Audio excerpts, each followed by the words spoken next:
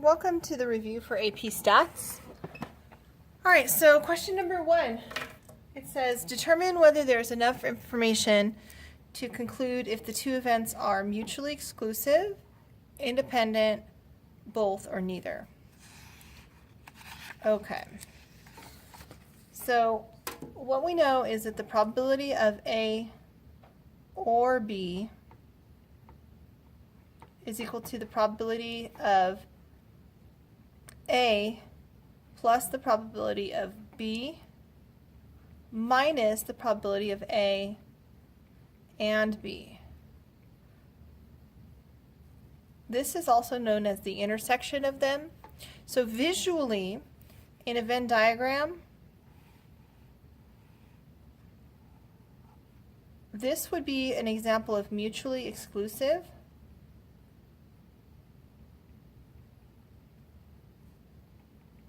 That's also known as disjoint. And what happens here is that their intersection, the probability of A and B, is 0. There is no overlap.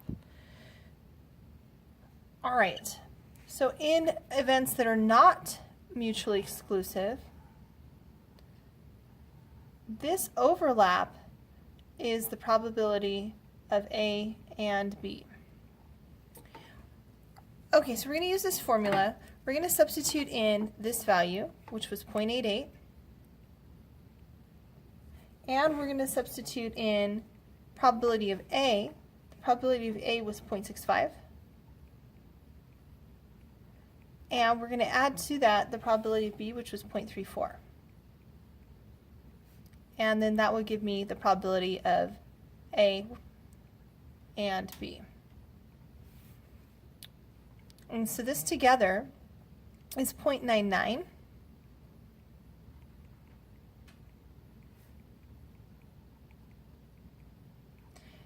Then I'll move this over. I get negative 0.11 is equal to negative probability of A and B. So the probability of A and B is 0.11. So this area right here is 0.11. So they cannot be disjoint, mutually exclusive. They are not disjoint. So now I need to find out, are they independent? If they are, this will happen. The probability of A and B will equal the probability of A times the probability of B. So I'm going to check. The probability of A and B, 0.11, is that equal to the probability of A, 0.65, times the probability of B, which is 0.34. And so is 0.11 equal to 0.221? No.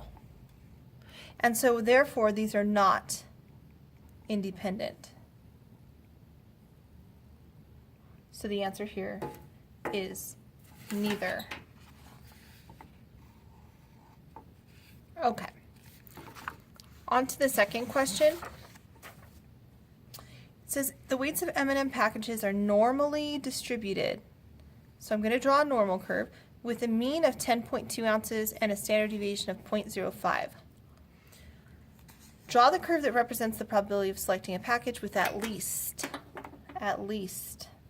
10 ounces. All right, so number 2, my curve. This is a normal curve with a mean of 10.02 and a standard deviation of 0.05. So my mean is at 10.02. And my standard deviation, so this would be 9.97, and then this would be 9.92. Of course, this would be 9.87, and this would be 10.07, and then 10.02. 10.12, and then finally this would be 10.17. All right, so they want to know what is the probability that our randomly selected bag has at least 10 ounces. So that's about right here. So the probability that our bag has at least 10 ounces is equal to the probability that Z is greater than or equal to some number. And so we have to find that Z value. To find that, we use the formula X minus the mean over the standard deviation. Oh, I should probably be using mu and sigma, but regardless, which is 10 minus 10.02 over the standard deviation, which is 0.05, and that gives me a Z value of negative 0.4.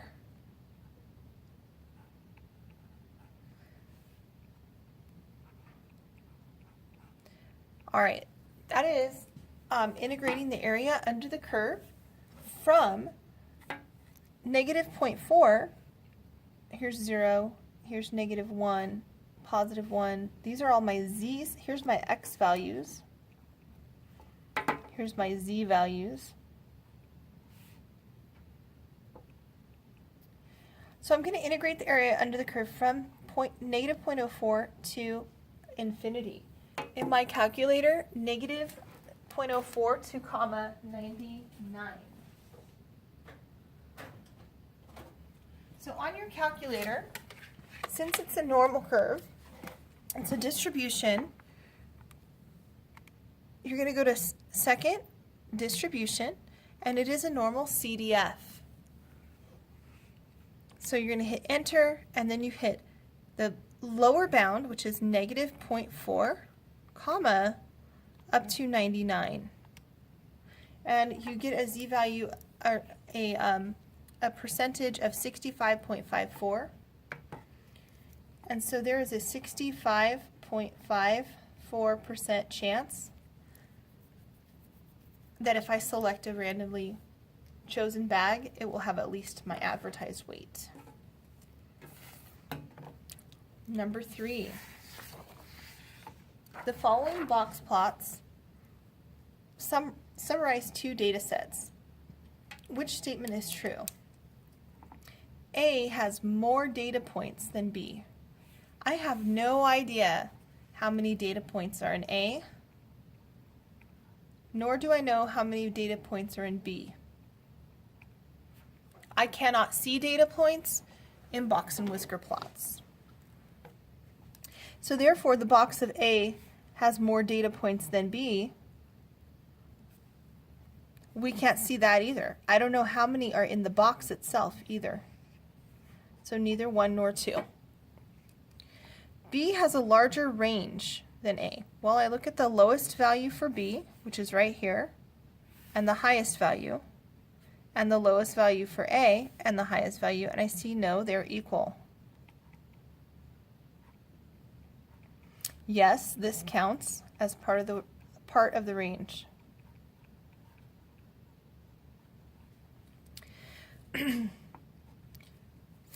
The next one says 50% of the values in A are larger than about 75% of the values in B. So that tells me these things are important. This is the 25% mark. Here's my 50% mark. Here's my 75% mark. That's what the quartiles are. And so right here, that's 50%. So 50% of the values in B are larger than 75% of the values in A. Yes, that's true. So 4 is true. And then it says the median of A is larger than the median of B. No, here's the median of A. The median of A is smaller than B. So that would be false. All right, next. In a certain cell phone company, 60% of cell phone subscribers are also subscribed to data plans. You need to design a simulation to estimate the probability that 1 out of 8 randomly selected subscribers has a data plan. Using the numbers 0 through 9, how would you set up a model for that simulation?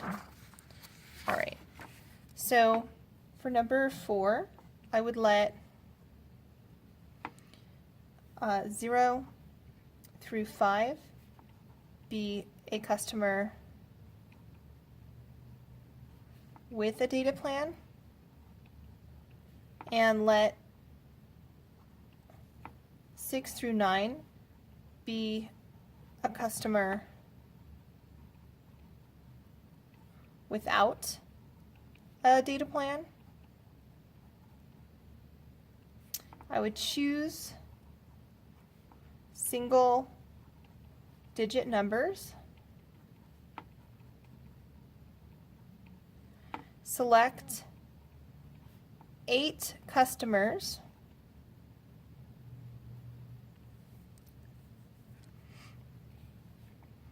and calculate how many times a customer has a data plan.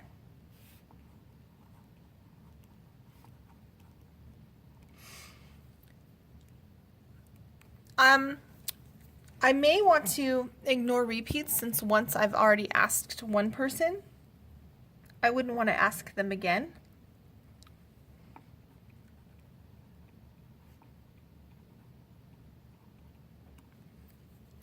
And that would be it.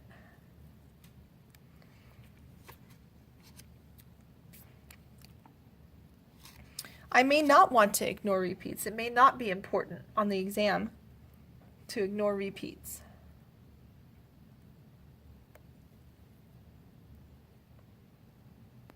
All right. To determine a cause and effect relationship between weight gain and whether or not a person plays video games, which of the following methods should be used? You should always, in order to determine cause and effect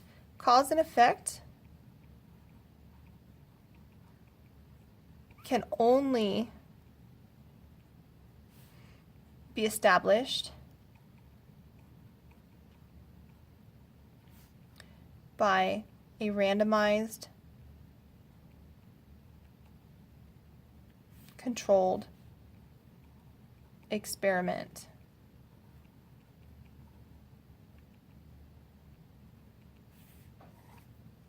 You cannot determine cause and effect from any study. When they say studies show this or that or the other, that's not, they're showing that there may be some kind of correlation or relationship between two variables, but they are not a cause and effect relationship. All right, for a set of values where the mean is 15 and the standard deviation is 1.5, if you tripled each value, what would the new mean and standard deviation be?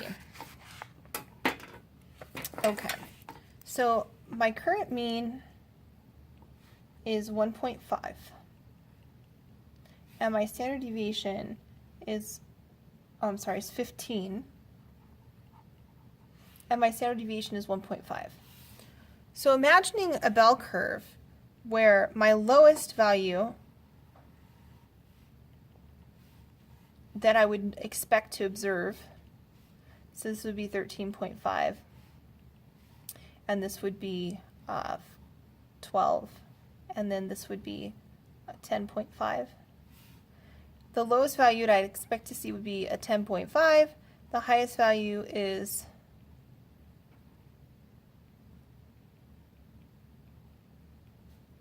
about a 19.5. If I triple all of these values, so times 3, times 3, times 3,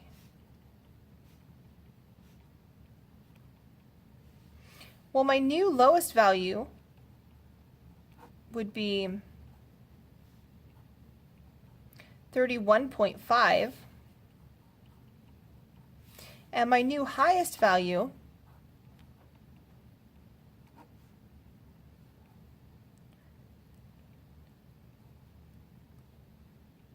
would be 58.5.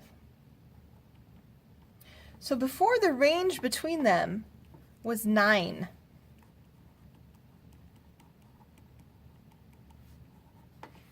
But now the range between them would be 58.5 minus 31.5, 27.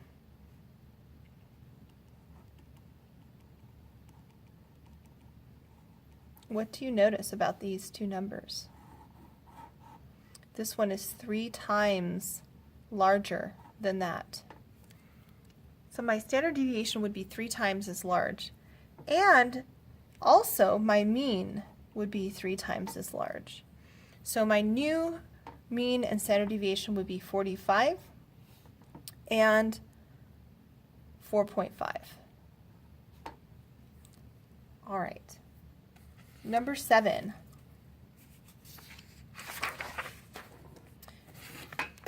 A student scored an 85 on the Chapter 4 test. The average score was an 83 with a standard deviation of 1. The same student scored a 78 on the Chapter 5 test. The average score was a 75 with a standard deviation of 2. So drawing the picture for that can be really helpful. So we've got Chapter 4 versus Chapter 5.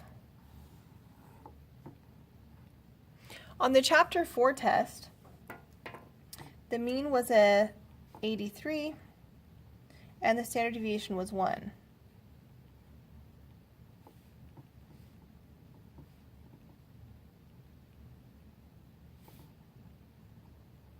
On the Chapter 5 test,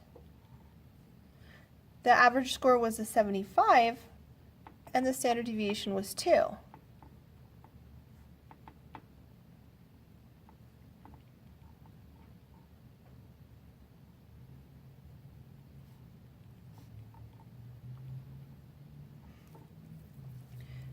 So I scored an 85 on the Chapter 1 test, but a 78 on the Chapter 2 test. Well, z equals 2 here, and z equals 1.5 here. So clearly I did better on the Chapter 4 test since I am 2 full standard deviations above the average score. I did better on the Chapter 4 test.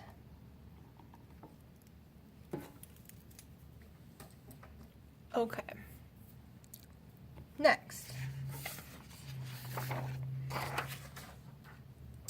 A premium channel has 14 million subscribers. Oh, wait, we're skipping 8. My bad. Number 9. To test the effect of temperature on battery life between 2 battery brands, the following experiment was suggested. Put 5 batteries from A in the freezer and keep 5 batteries from B at room temperature. Test those 10 batteries by using them in the same clock and seeing which battery brand had a longer average life. Is this a good experimental design? Why or why not? No. What we should do, if we only have 5 of each batteries, put, for example, put 2 of each brand, A and B, in the freezer, and 2 of each at room temp.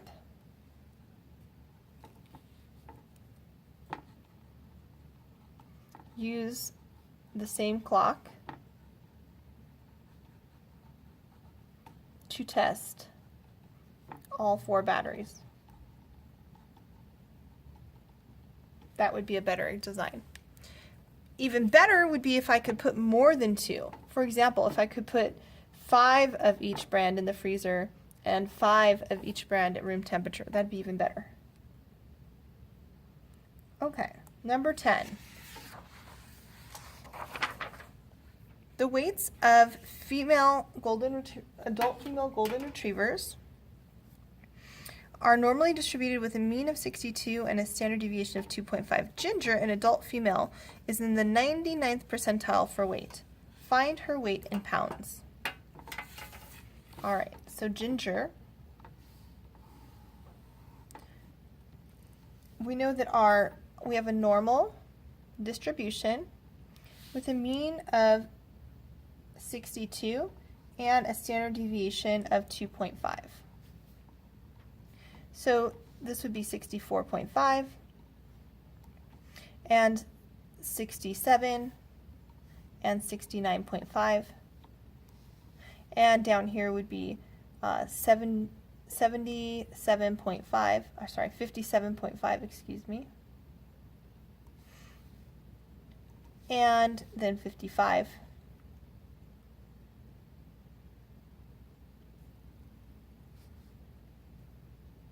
And finally 52.5.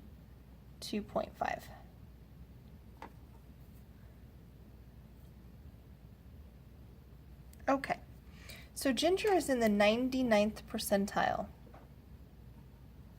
That means 99% of dogs weigh less than her. Specifically, golden retrievers.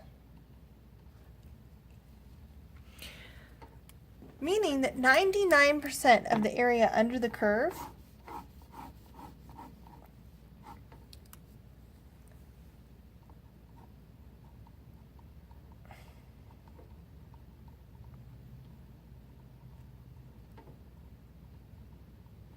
All right, so how did they find that 99%? Well, it's a normal distribution. So in the normal distribution, if you tell your calculator to start here, for example, at negative infinity, and go up to some z value, it's going to give you 99% or 0.99. The problem is we need to know what z value that was. So we're working on the normal curve, but we're going backwards. This time we know the area.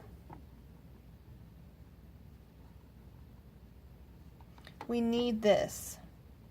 Need the z value that produced that area. So on your calculator, it's a normal distribution. So you go to second, distribution, and this time we're not trying to find the area, we're trying to go backward. We know the area. So we go to inverse norm. And we tell it what amount of area we want. 99% and down. And that gives me a z value of 2.326.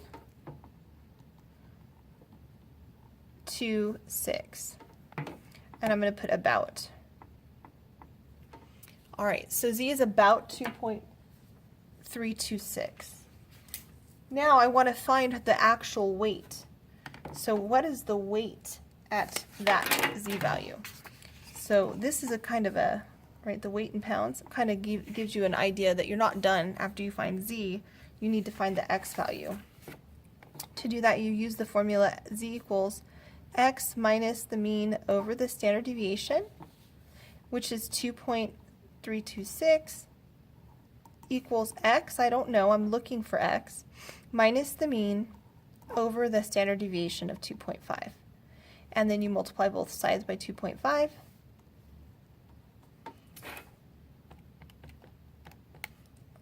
So you get 5.816 about is x minus 62, and then you add 62 to both sides. So you get 67.816 is about Ginger's weight. And then you can look at your curve and look, it's right here, 67.8 is almost 68, and that makes sense according to my curve.